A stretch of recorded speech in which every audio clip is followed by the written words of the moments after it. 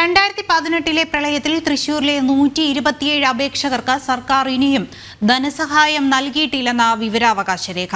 തൃശൂർ കളക്ടറേറ്റിൽ നിന്നും ലഭിച്ച വിവരാവകാശ രേഖയിലാണ് ഇക്കാര്യം ചൂണ്ടിക്കാണിക്കുന്നത്. കൊച്ചി സ്വദേശിയായ വിവരാവകാശ പ്രവർത്തകൻ കെ ഗോവിന്ദൻ നമ്പൂതിരിയാണ് അപേക്ഷ നൽകിയത്. 2018 മഹാപ്രളയത്തിൽ തൃശൂർ ജില്ലയിൽ വീട് തകർന്ന 127 പേർക്ക് ഇനിയും ധനസഹായം ലഭിച്ചിട്ടില്ലെന്ന ഞെട്ടിപ്പിക്കുന്ന വിവരമാണ് പുറത്തുവരുന്നത്. അതായത് മഹാദുരന്തം സംഭവിച്ച 6 വർഷങ്ങൾ കഴിഞ്ഞിട്ടും പ്രളയബാധിതർക്ക് ധനസഹായം നൽകുവാൻ സംസ്ഥാന സർക്കാരിനും റവന്യൂ വകുപ്പിനും സാധിച്ചിട്ടില്ല. സംസ്ഥാന സർക്കാരിന്റെ കെടുകാര്യസ്ഥതയും അലംഭാവവും തുറന്നു കാട്ടുന്നതാണ് വിവരാവകാശ മറുപടി.